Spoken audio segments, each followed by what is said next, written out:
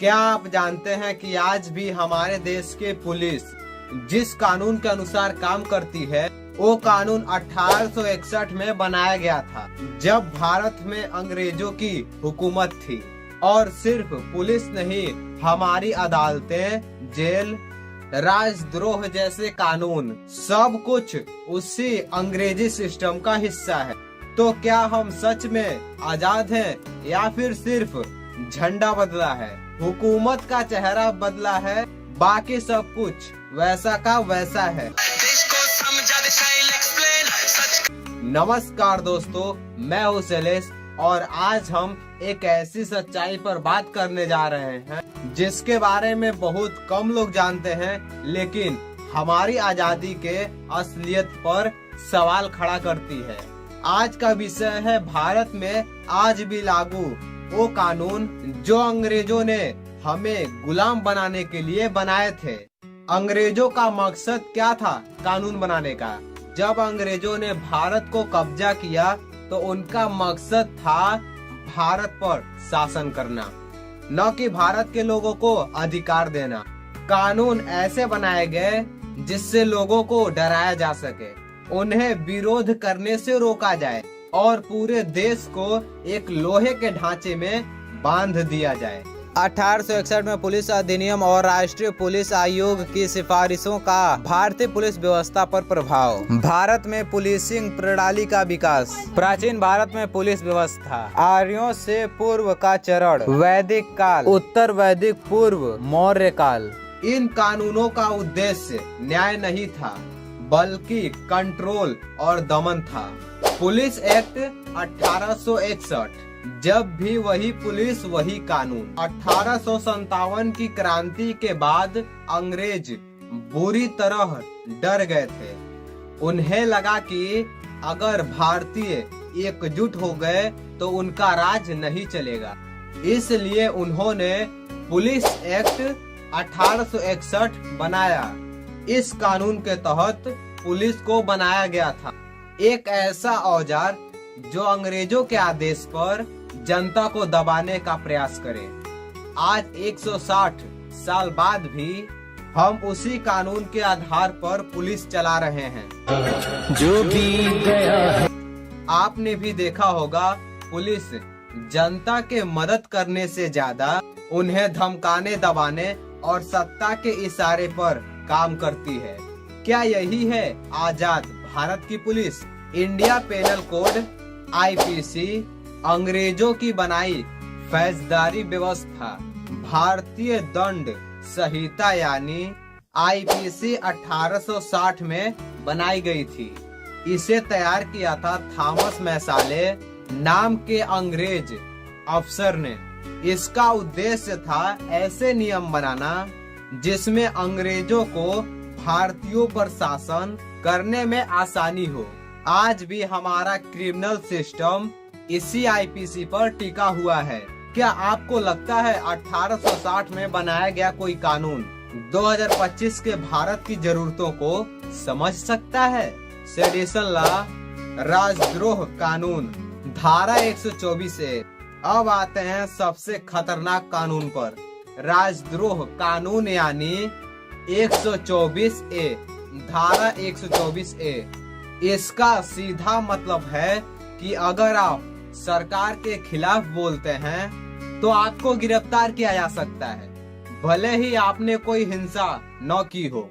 ये कानून 1870 में बनाया गया था और इसका इस्तेमाल अंग्रेजों ने किया था। भगत सिंह, बाल गंगाधर तिलक और गांधी जी जैसे लोगों को जेल में डालने के लिए।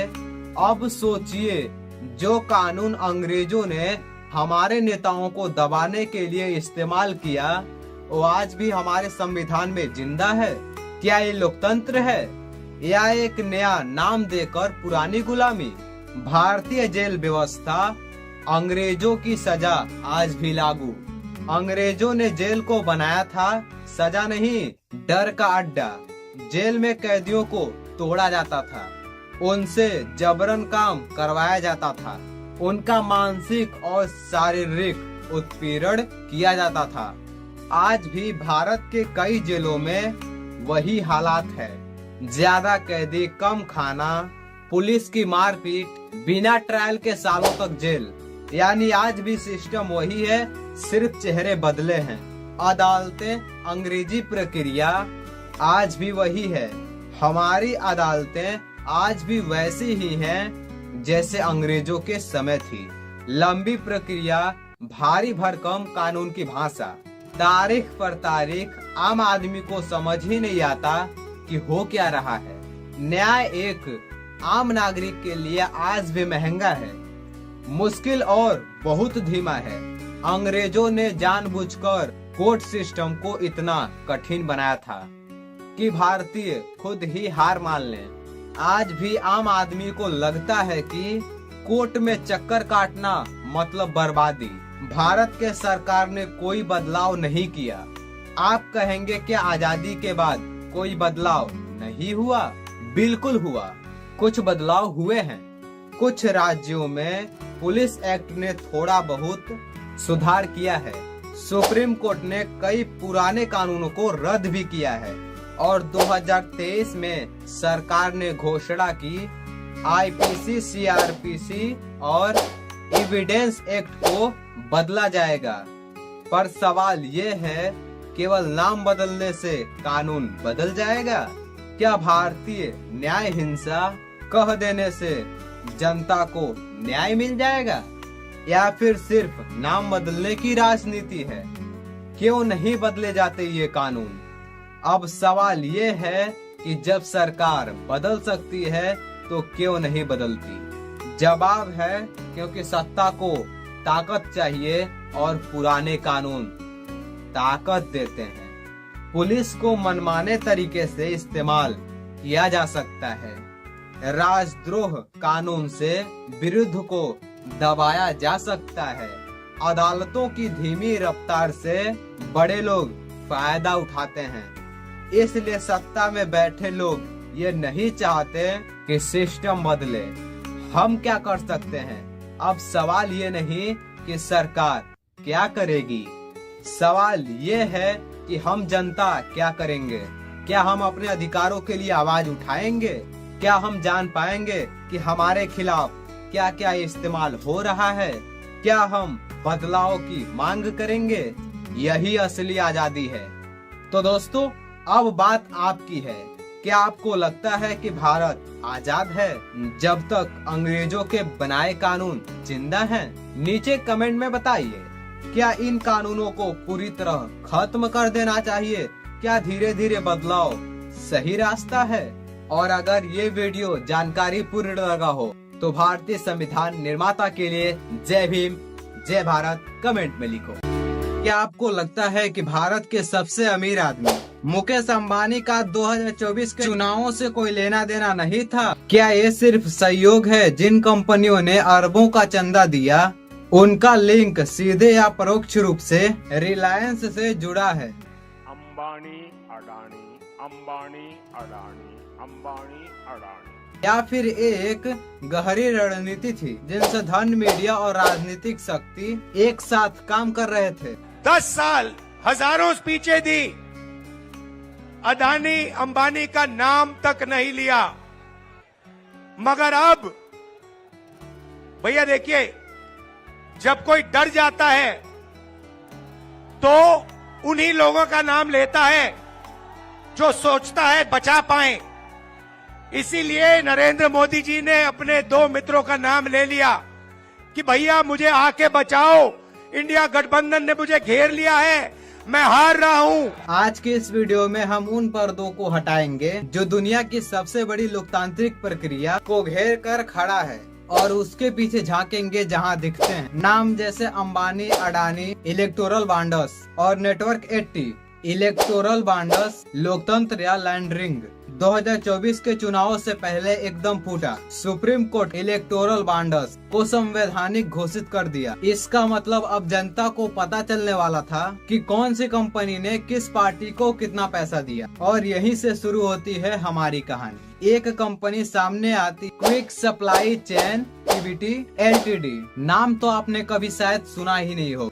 मोदी की पार्टी को अब बैन हो चुके इलेक्टोरल बॉन्ड्स से सबसे ज्यादा फंडिंग मिली और सबसे ज्यादा बॉन्ड्स एक जुए की कंपनी फ्यूचर गेमिंग ने खरीदे। और अब ये देखिए लाइव मिंट की ये रिपोर्ट, इसमें साफ लिखा है कि क्विक सप्लाई ने बीजेपी को 385 करोड़ रुपए दिए और ये कंपनी रिलायंस ग्रुप से जुड़ी हुई है। यानी सिर्फ बड़ा चंदा नहीं बल्कि लिंक भी बहुत बड़े कारपोरेट हाउस से है। लेकिन ये कंपनी अकेले 410 करोड़ के बॉन्ड्स खरीदती है। इनमें से 375 करोड़ सिर्फ एक पार्टी भाजपा को। अब सवाल ये कि ये कंपनी है कौन? जांच में पता चला कि इसका ऑफिस है धीरू भाई अंबानी नॉलेज सिटी नावी मुंबई में। इसके डायरेक्टर वही लोग हैं जो रिलायंस इंडस्ट्रीज और उसकी सहयोगी कंपनी से जुड़े हैं। स्पेंड डालते हुए तो क्या quick supply chain Ambani group की ही एक परछाई है। इसका सीधा जवाब रिलायंस ने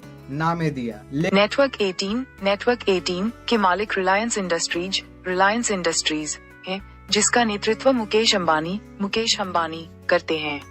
नेटवर्क 18 एक भारतीय मीडिया समूह है जो कई प्रकार चैनलों और अन्य मीडिया आउटलेट्स को संचालित करता है। इसको विस्तार से समझते हैं। रिलायंस इंडस्ट्रीज की स्वामित्व विकिपीडिया ने नेटवर्क 18 का स्वामित्व 2016 में लिया था। मुकेश अंबानी का नेतृत्व रिलायंस इंडस्ट्रीज के अध्यक्ष और प्रबंध निर्देशक मुकेश अंबानी हैं। अतिरिक्त जानकारी, विकिपीडिया ने नेटवर्क 18 की स्थापना 1996 में SGA फाइनेंस प्राइवेट लिमिटेड के रूप में की थी। प्रमुख लोग राहुल जोशी इसके प्रबंधक निर्देशक, मुख्य कार्यकारी अधिकारी और समूह प्रधान संपादक, और आदिल जौनुल भाई इसके निर्देशक मंडल के अध्यक्ष हैं। नेटवर्क 18 कई लोकप्रिय समाचार चैनल संचालित करता है, जैसे कि न्यूज 18 इंडिया, CNN न्यूज 18। लेकिन इतने कनेक्शन, एक ही लोकेशन, एक जैसा डायरेक्टर्स, ये सब महज इत्तेफाक है। सुप्रीम कोर्ट का निर्माण, क्विक सप्लाई चेन का चंदा, बीजेपी, शिवसेना, NCP को दिया गया फंड, मीडिया का माया नेटवर्क 80 और चुनाव नैरेटिव धीरे धीरे मूड बनाते हुए। अब बात करते हैं उस ताकत की जिसे हम रोज देखते हैं लेकिन पहचान नहीं पाते। मीडिया रिलायंस की मालिकी में आता है नेटवर्क 80 ग्रुप। इसके अंतर्गत आते हैं network 80 India, CNBC 80 TV, first post और दर्जनों लोक चैनल्स। मैं भी एक उदाहरण दे देती हूँ। हिमाचल की सरकार को तोड़ने की कोशिश किसने की? पैसों के बल पे की। गोवा की सरकार, तमाम उदाहरण राजस्थान की। क्या ये सरकारें जनता ने नहीं चुनी थी? क्या संविधान इन पर लागू नहीं था? पूरी देश की जनता जानती है कि इनका हस्ती है, जानती है कि इनके यहाँ तो वॉशिंग मशीन है।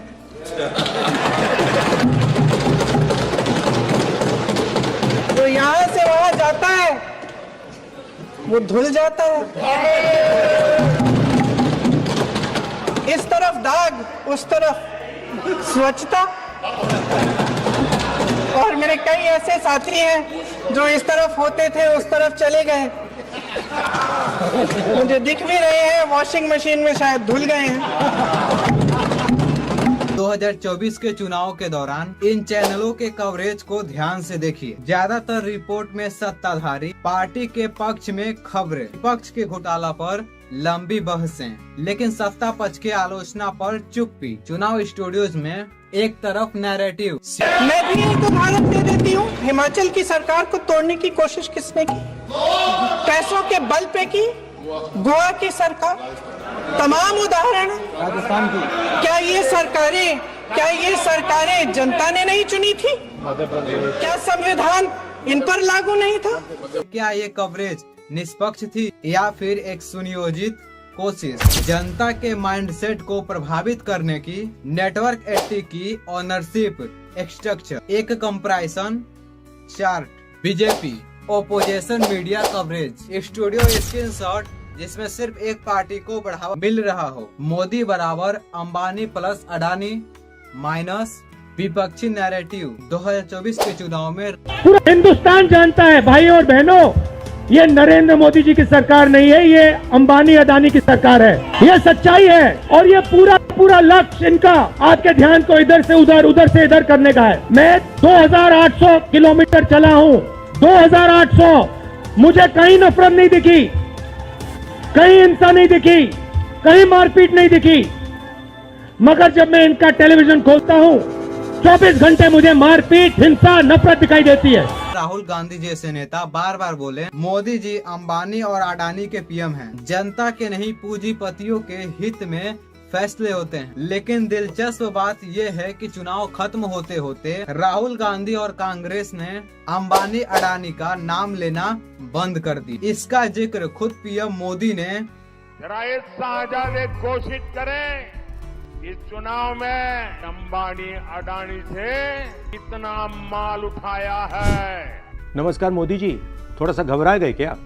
नॉर्मली आप बंद कमरों में अदानी जी अंबानी जी की बात करते हो, पहली बार आपने पब्लिक में अदानी अदानी अंबानी बोला। इसके शाहजादे 5 साल से सुबह उठते ही माला जपना शुरू करते थे। से उनका राफेल वाला मामला ग्राउंडेड हो गया से उन्होंने एक नई माला जपना शुरू किया। 5 साल से एक ही माला जपते थे, 5 उद्योगपति, 5 उद्योगपति, 5 उद्योगपति। धीरे धीरे कहने लगे अंबानी अडानी, अंबानी अडानी। 5 साल से। लेकिन जब से चुनाव घोषित हुआ है, इन्होंने अंबानी अडानी को गाली देना बंद कर दिया। अपने भाषण में किया और कहा जो कल तक अंबानी अडानी का आरोप लगाते थे वो आज उनका नाम लेने से डरते हैं। तो क्या अब कंपनी दोनों तरफ खेलने लगी हैं या फिर विपक्ष में रणनीति बदली? पब्लिक पर क्या असर पड़ा? अब सवाल उठता है कि आम जनता पर इसका क्या असर पड़ा? क्या किसी ने बीजेपी को इसलिए वोट दिया क्योंकि मीडिया नैरेटिव उसकी छवि को मजबूत कर रहा है? हम पहले देखो अंग्रेजों से लड़े तब नहीं डरे, उनकी गोलियों से नहीं डरे, अंग्रेज के बारूदों से नहीं डरे। तो भैया हम दिल्ली पुलिस से डरने वाले नहीं। तो मान ना जाए आप कांग्रेसी हैं। बिल्कुल कांग्रेसी नहीं। हम इस दल में हैं ना हम उस दल में हैं, हम निर्दलीय हैं।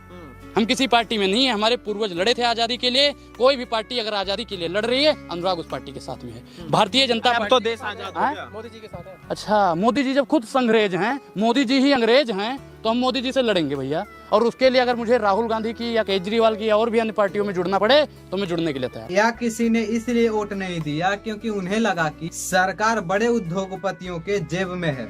जनता की राय, मीडिया, फंडिंग और छवि सब एक साथ मिलते हैं और लोकतंत्र की दिशा तय करते हैं। देखिए, सुप्रीम कोर्ट ने अभी हाल ही के डिसीजन में उसने इलेक्टोरल बॉन्ड को असंवैधानिक घोषित करते हुए उसे रद्द कर दिया है और निर्वाचन आयोग को आदेश दिया है कि वो पूरी डेटा को पब्लिक करे। चुनाव में बहुत ज्यादा खर्च होते हैं और ये खर्च कई तरह से होते हैं। एक जो फ्रंट से दिखते हैं, जैसे हेलीकॉप्टर हो गया, रैली हो गई, तंबू, टेंट, समियाना, पता नहीं क्या क्या। राजनीतिक पार्टी कोई बिजनेस तो करती नहीं, कोई ड्यूटी तो करती नहीं है। जैसे देखते हैं किसी एक पार्टी वाला हेलीकॉप्टर से जाता होगा तो पार्टी फंड से ही सारे पैसे जाते होंगे, कुछ नहीं लगा। तो इसी को देखते हुए 2018 में इलेक्टोरल बॉन्ड लाया गया। इस इलेक्टोरल बॉन्ड के माध्यम से एसबीआई इलेक्टोरल बॉन्ड को जारी करती है। कोई भी व्यक्ति एसबीआई के कुछ फिक्स शाखाओं में जाके, ब्रांचेज में जाके इलेक्टोरल बॉन्ड खरीद सकता है। ये जो रसीद दिख रही है यही इलेक्टोरल बॉन्ड है। इस इलेक्टोरल बॉन्ड पे कुछ भी नहीं लिखा रहेगा कि कौन खरीदा है, किस पार्टी को देगा। जिसके पास ये आ गया, ये चलता फिरता डिमांड ड्राफ्ट की तरह है। यहाँ पर जैसे मोबाइल का रिचार्ज होता है ना, जो खुरुच लिया जिसके पास वो नंबर है, रिचार्ज करके निकल जाएगा। उसी तरह से ये भी था, एक तरह का कूपन था। जो खरीद लेगा इसको और राजनीतिक पार्टी को दे दीजिएगा, वो इसको कैश करा लेगा। आप क्या सोचते हैं, क्या इलेक्टोरल बॉन्ड्स ने आपके सोचने का तरीका बदला? एक और रिलायंस और मीडिया गेम। रिलायंस जियो ने डेटा क्रांति लाई, लेकिन उसी डेटा का इस्तेमाल टारगेट कैंपेनिंग में भी हो सकता है। ट्विटर, फेसबुक, यूट्यूब, इन पर अंबानी समर्थक पेज और विज्ञापन किस हद तक पहुँचे, ये अभी रिसर्च का विषय है। लेकिन ये तय है कि टेक्नोलॉजी सिर्फ कनेक्टिविटी नहीं है, विचारों को निर्देशित करने का टूल्स बन चुकी है। टॉप 10 कंपनियों की लिस्ट सामने आई जो इलेक्टोरल बॉन्ड्स खरीद रही थी। इनमें कई बड़ी कारपोरेट कंपनियां शामिल थी। निष्कर्ष, पर्दे के पीछे सच्चाई। मुकेश अंबानी ने 2024 में कोई रैली नहीं की, कोई प्रचार नहीं किया, कोई बैनर नहीं लगाया, लेकिन उनकी कंपनियां डोनेट देती हैं। उनका मीडिया नैरेटिव बनाता है, उनका नाम राजनीति का हिस्सा बनाता है। तो क्या फिर वे चुनाव का हिस्सा नहीं है? सीधी भूमिका ना सही, लेकिन परोक्ष भूमिका। शायद उससे से भी ज्यादा शक्तिशाली है। क्या भारत का लोकतंत्र अब कारपोरेट लोकतंत्र बनता जा रहा है? तो दोस्तों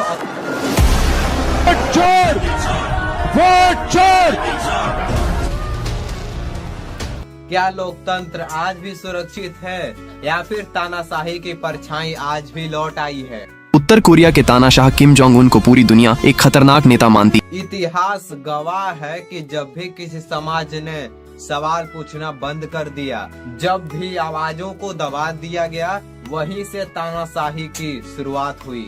आज हम बात करेंगे एक ऐसे सवाल की जहां डिक्टेटर दोबारा वार करता हुआ। हिंदुस्तान में इलेक्शन कमीशन और बीजेपी मिलकर इलेक्शन चोरी कर रहे हैं। ये इसमें रजिस्टर इनवैलिड फोटोज, इनकी फोटो देखिए, या फोटो है ही नहीं। दिखाई दे रहा है। सवाल यह है कि क्या हम चुप रहेंगे या आवाज उठाएंगे? डिक्टेटरशिप क्या है? मोदी जब डरता है पुलिस को आगे करता है। तानाशाही यानी डिक्टेटरशिप केवल सेना की ताकत से नहीं आती, ये आती है कंट्रोल से। मीडिया का कंट्रोल, शिक्षा का कंट्रोल और सबसे जरूरी जनता की सोच का कंट्रोल। जब जनता को ये यकीन दिला दिया जाता है कि सवाल पूछना गुनाह है, तब असली डिक्टेटरशिप जन्म लेती है। इतिहास देखिए, हिटलर हो या स्टालिन, मुसोलिनी हो या किसी और देश का नेता, सबने शुरुआत की दबाव से और डर से। मौजूदा हालात, आज की तारीख में कई देशों में ये पैटर्न दिखाई दे रहा है। 7 अगस्त को राहुल गांधी ने प्रेस कॉन्फ्रेंस में कहा कि इलेक्शन कमीशन बीजेपी के साथ मिलकर देश भर में वोट्स की चोरी कर रहा है। उन्होंने कहा कि एक बड़े सिस्टमैटिक तरीके से वोटर लिस्ट में फेक वोटर्स ऐड किए जाते हैं और ये सारे वोट्स बीजेपी को जाते हैं। विधानसभा और लोकसभा के बीच में जादू से नए वोटर आते हैं और जहां भी इन नए वोटर्स ने वोट किया, वहां वोट बीजेपी को गया। 5 तरीके इन्होंने बताए जिससे ये किया जा रहा है। जो लोग सवाल से सवाल पूछते हैं उन्हें देशद्रोही कहा जाता है। गली गली में शोर है, भारत का प्रधानमंत्री वोट चोर है। मैं मोदी को अगर प्रधानमंत्री नहीं मानूंगा। हाँ भाई, ताली बजाओ, ताली बजाओ, ताली बजाओ भैया। शॉर्ट रील अब सुनो। भारत से निकाल दिया जाए। लोग पत्रकारों को चुप कराया जाता है, विरोध करने वाले नागरिकों को जेल में डाला जाता है, सोशल मीडिया तक सेंसर करने की कोशिश होती है। आपने सुना ही होगा, मोदी जी से किसी को कोई नफरत नहीं है, नफरत उन्होंने खुद फैलाया है। बिहार में कैसे, थोड़ा बताइए। अरे भैया, वो राजनीति करते हैं हिंदू मियाँ करके, हिंदू मुस्लिम मंदिर मस्जिद। उसके अलावा यहाँ का पब्लिक को शिक्षा का बात नहीं होगा, शिक्षा का बात करेगा उस पे लाठी चलेगा। यही तो चल रहा है बिहार में। जब जब लोग सच्चाई लाने की कोशिश करते हैं, तब तब उन पर कानून का हथियार चलाया जाता है। यानी अब तानाशाही सिर्फ बंदूक से नहीं आती, बल्कि कानून के नाम पर भी ला दी जा सकती है। लोकतंत्र का असली मतलब, लेकिन क्या लोकतंत्र का मतलब सिर्फ वोट डालना है? हीरा सस्ता हुआ है। अरे आटा सस्ता करना चाहिए। हीरा आपने खरीदा? आप कभी खरीदोगे? नहीं सर। अडानी अंबानी खरीदेंगे, हो सकता है 2-4 अंधभक्त गोबर भक्त भी खरीद ले। मैं तो भैया आटा खरीदने वाला हूँ, आटा खरीदने वाला। हीरा खरीदने की तो बजट ही नहीं है। 45 रुपए किलो आटा है। लोकतंत्र का मतलब है सवाल पूछने की आजादी। लोकतंत्र का मतलब है बोलने की आजादी। मैं क्या कर रहा हूँ? बेटी पढ़ाओ बेटी पढ़ाओ मैं कह रहा हूँ। ये तो किसने कहा था भैया, आपको पता है? हाल के आंकड़ों से पता चला है कि बेटी बचाओ बेटी पढ़ाओ अभियान। लोकतंत्र का मतलब है भय के बिना अपनी राय रखना। अगर यह सब छीन लिया जाए तो चाहे चुनाव हो या ना हो, सिस्टम असल में तानाशाही ही बन जाता है। और यही सबसे बड़ा खतरा है। तानाशाही कभी अपने आप को तानाशाह नहीं कहता, वो हमेशा कहेगा मैं अपने देश के लिए काम कर रहा हूँ, मैं आपके लिए सख्त फैसले ले रहा हूँ। आवाज दबा दी जाती है। हम क्या कर सकते हैं? तो सवाल उठता है कि अगर तानाशाही फिर से लौट रही है तो हम कर क्या सकते हैं? जितना तो मजनू नहीं पिटा लैला के प्यार में, उससे ज्यादा नौजवान पिटा है भाजपा की सरकार में। सबसे पहले चुप मत रहो, दूसरा सवाल पूछो, तीसरा जानकारी हासिल करो। सोशल मीडिया के कैद में जानकारी दबाना मुश्किल है, लेकिन अगर जनता खुद आंखें मूंद ले तब सबसे आसान हो जाता है। इसलिए याद रखिए, लोकतंत्र बचाने की ताकत किसी नेता के पास नहीं बल्कि जनता के पास होती है। तो दोस्तों, जब अगली बार आप सुने कि डिक्टेटर स्ट्रिक अगेन, तो डरिए मत, सवाल उठाइए, सच्चाई खोजिए और आवाज उठाइए। तानाशाही तभी जीतती है जब लोग चुप रहते हैं। अगर आप चाहते हैं कि लोकतंत्र बचा रहे तो सबसे पहले जिम्मेदारी आपकी है। कमेंट में लिखिए, क्या आपको लगता है कि आज दुनिया में तानाशाही बढ़ रही है? मिलते हैं अगले वीडियो में। जय हिंद।